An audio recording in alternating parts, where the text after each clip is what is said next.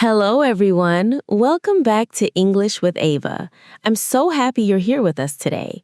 Whether you're joining us for the very first time or you're a regular listener, thank you so much for choosing to spend your time learning English with us. Hey there. Great to be back. How are you doing today? I'm feeling really energized and ready to dig into something super useful with all of you. Same here. I was actually thinking about this topic all week. I kept noticing how often certain words come up in everyday conversation, at the coffee shop, on my phone, watching TV, and I thought we really need to talk about this. And that brings us perfectly to today's topic. We're talking about 40 essential English words that appear in almost every conversation, every article, and every situation. If you know these words well, and I mean really well, your English is going to sound excellent. By the end of this episode, you'll be able to use these words confidently in real conversations. You'll understand why they're so important, see them in context, and know the most common mistakes to avoid. So stay with us all the way to the end. Here's a question for you before we start. Write your answer in the comments. How many English words do you think you need to have a basic conversation?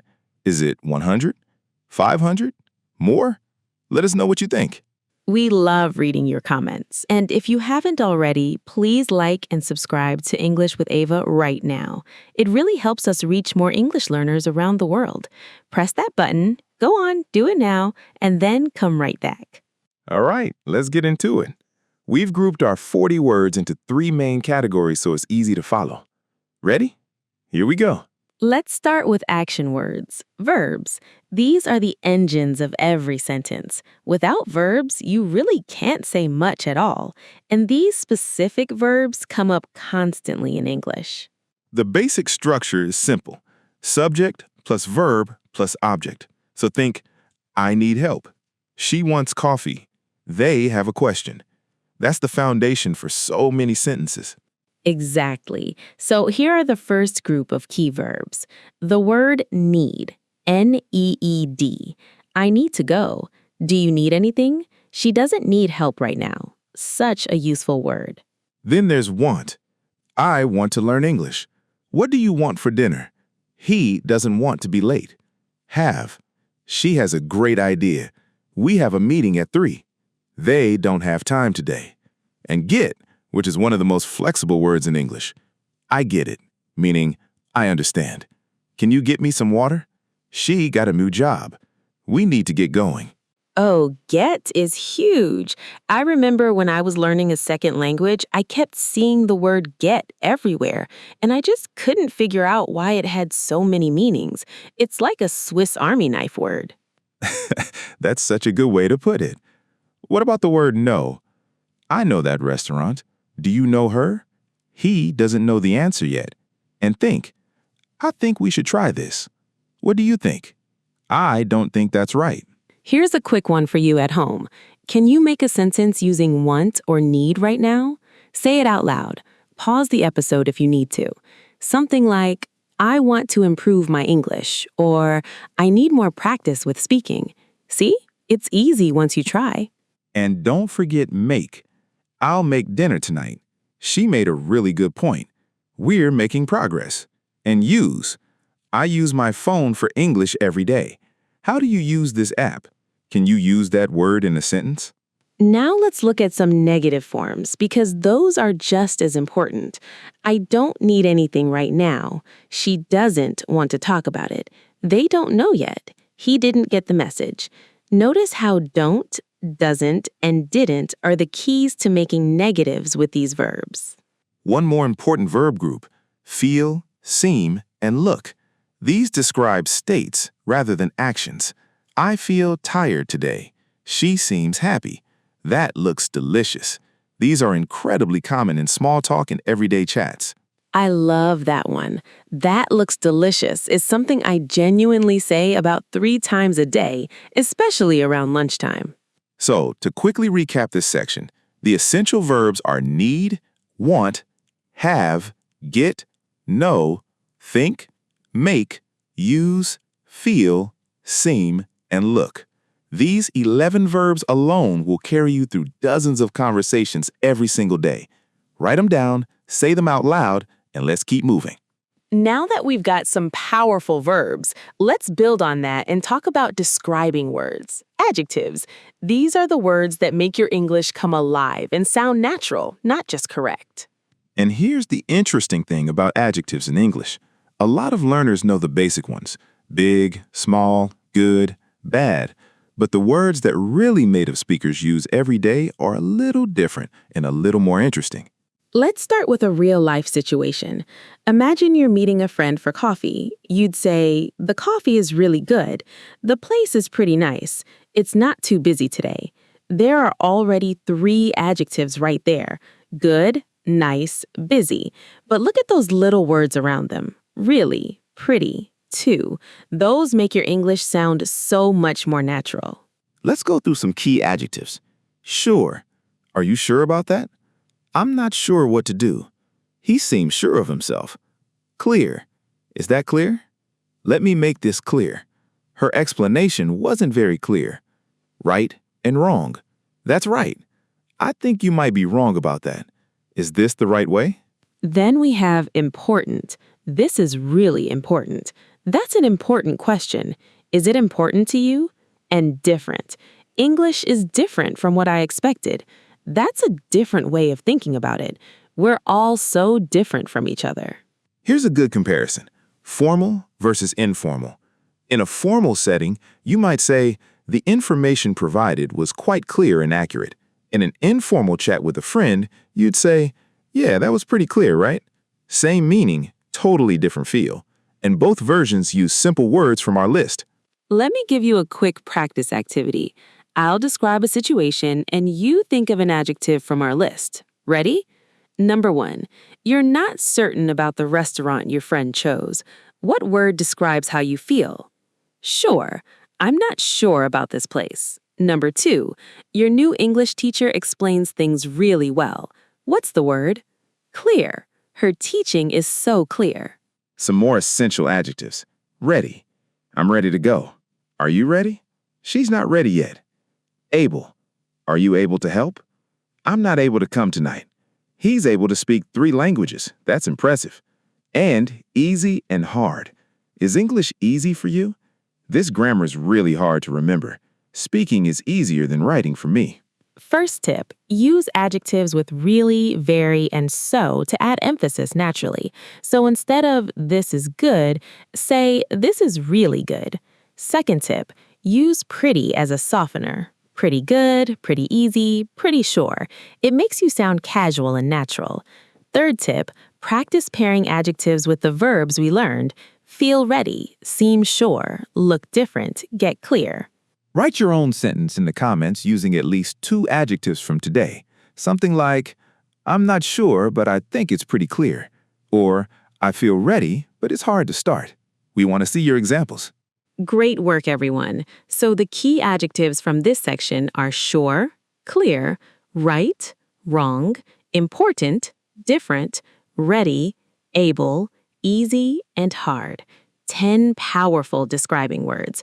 When you combine these with the verbs from section 1, you can already say hundreds of natural, meaningful things in English. Fantastic progress. All right, here's where things get really exciting. The third group of words might be the most important of all, and they're also the ones that learners often ignore. These are connector words and conversation words. These are the small words that hold everything together. Think of them like the glue in a sentence. Without them, your English might sound a bit choppy or robotic. With them, you sound smooth and natural, like you've been speaking English your whole life. Imagine 2 versions of the same person. Person A says, I went to the store, I bought milk, I came home. Person B says, I went to the store and I bought some milk, but then I realized I'd forgotten my keys, so I had to go back. See the difference? Person B sounds so much more natural, and it's all because of those connecting words, and, but, so, then. Let's break these down. And adds information. I like coffee and tea. She speaks English and Spanish. But shows contrast or surprise. I wanted to go, but I was too tired. He's smart, but he doesn't study. So shows a result or reason. I was hungry, so I made a sandwich. It was raining, so we stayed home. These three, and, but, so, might be the three most useful connected words in English. Then there's because for giving reasons. I'm studying English because I want to travel. She called because she was worried. I love this podcast because it's really helpful, and I hope you do too. Now, here's the tone and delivery guidance. When you use but, you should give a slight pause before it and a gentle emphasis on what comes after. I wanted to go, but I was exhausted. That pause makes it sound thoughtful and natural. Practice that at home. Say it out loud. I want to speak English well, but I'm still learning. Feel that rhythm? Other super important words, also and too. She's a teacher. She's also a writer. I love coffee. I love tea too. Just a moment, please. I just wanted to say thank you. It's just a question. Only. I only have 5 minutes. There's only one problem. She only speaks a little English. And then the question words. These are conversation gold. What, where, when, why, how, and who. What's your name? Where are you from? When does the class start? Why are you learning English? How do you say this? Who is that? Let's do a little mini practice right now between the two of us so you can hear these words in action. I'll start. So, where are you from originally, Noah? Well, I'm from a small town, but I've lived in the city for years now. And you? Same. I moved because I wanted to be closer to work, but honestly, I miss the quiet sometimes. Oh, I know what you mean. The city is exciting, but it's also really exhausting sometimes. Did you hear all those connector words? Because, but, and, also, so, all in a totally natural conversation. That's what we want for you. Say those words out loud with us. And, but, so, because, also, just, only, what, where, when, why, how, who. Say them clearly and confidently. You're building the backbone of your English right now.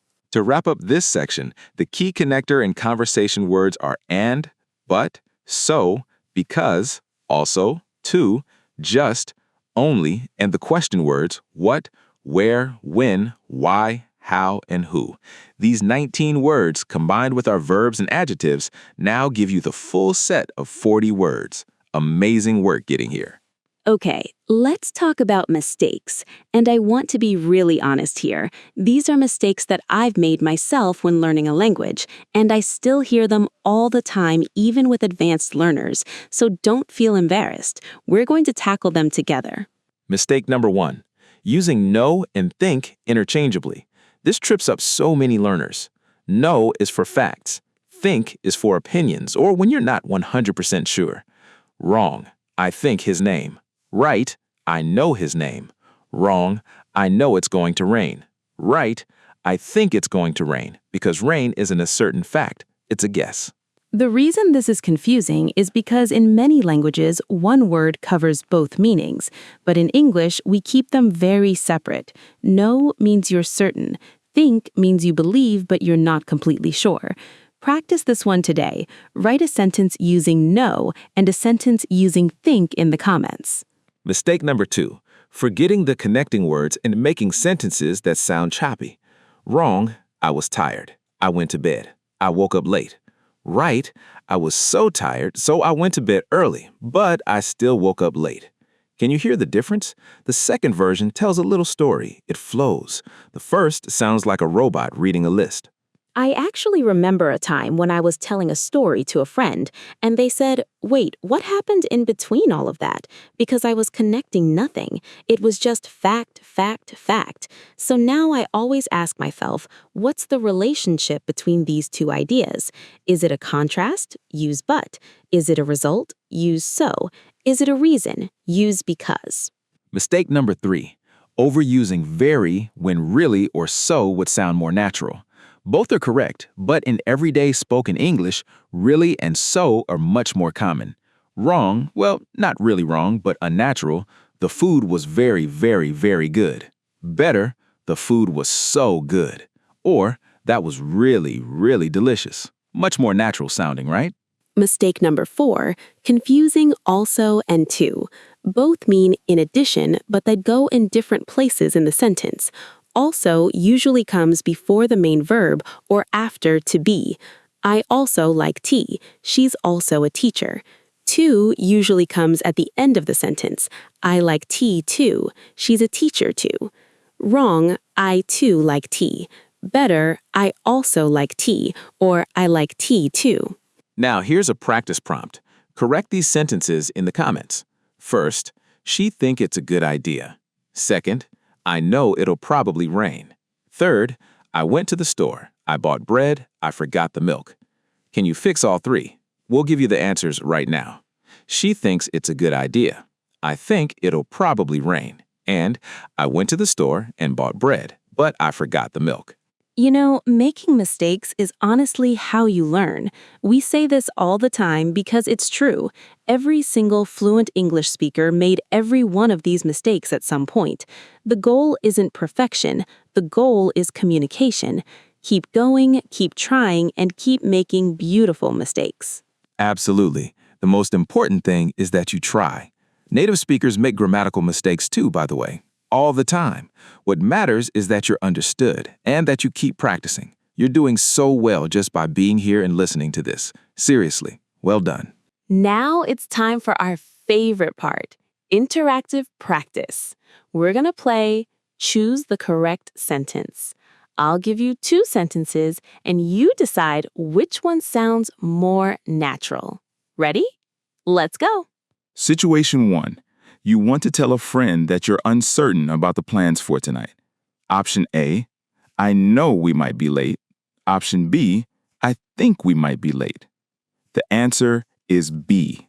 Option A uses know, which suggests you're certain, but if you're not sure, think is the right choice. Situation 2. You're explaining why you studied late. Option A, I was tired. I studied anyway. Option B, I was really tired, but I studied anyway. Option B is much more natural. It uses a connector, but, and the word really to add feeling.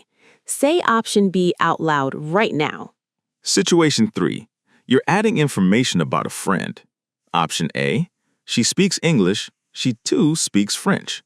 Option B, she speaks English and she also speaks French. Option B also works beautifully mid-sentence and connects the 2 ideas smoothly. You can also say, she speaks English and French too. Situation 4. You want to say that something wasn't difficult.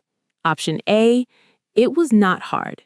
Option B, it wasn't that hard, actually. Option B sounds so much more natural in spoken English. The contraction wasn't, the softener that, and the word actually all make it sound like real speech. Notice how all of these better answers use the words from our list today? This isn't a coincidence. These 40 words appear in natural speech constantly, and when you use them correctly, you instantly sound more fluent. Your challenge right now. Write your own sentence in the comments using at least 3 of today's 40 words. Something like, I really need to practice because I want to feel more confident. Or, I'm not sure, but I think this is the right way. Make it personal, make it real, make it yours. And remember, real conversation is never perfect. It's messy, it's fast, and it's full of little mistakes. That's totally okay. Your goal isn't to sound like a textbook. Your goal is to connect with real people in real situations. These 40 words will help you do exactly that. We made it to the end, and what a journey this episode has been. Let's quickly recap everything we covered today because you've learned so much, and you should feel really proud of yourself. We covered 3 amazing groups of words today. First, the essential action verbs. Need, want, have, get, know, think, make, use, feel, seem, and look. These 11 verbs are the backbone of English conversation. Second, the essential adjectives. Sure, clear, right, wrong, important, different, ready, able, easy, and hard. Third, the connector and conversation words, and, but, so, because, also, to, just, only, and all the question words, what, where, when, why, how, and who. 40 words that will absolutely transform your English. If you can use these words naturally and confidently in the right places with the right connections, avoiding the common mistakes we talked about, your English is genuinely excellent. Not just textbook correct, but really, truly excellent in real life. Here's a little reflective question for you to think about, or write in the comments. Which group of words was most surprising to you today? Was it the verbs, the adjectives, or the connector words? Which ones are you going to focus on practicing this week? If you found this episode helpful, please like this video, share it with one friend who's learning English, and leave us a comment below. Every comment, every like, every share truly helps us grow English with Ava and reach more learners just like you. And if you haven't subscribed yet, do it right now. We put out new episodes regularly, and you don't want to miss a single one. You are doing something really wonderful by choosing to learn and grow. Learning a language takes courage, patience, and a lot of practice, and you're showing up and doing it. That's something to be genuinely proud of. We're so happy you're part of the English with Ava community. Thanks so much for joining us today. Keep practicing, keep speaking, keep being brave with your English. We'll be back very soon with another great episode. Until then, see you next time.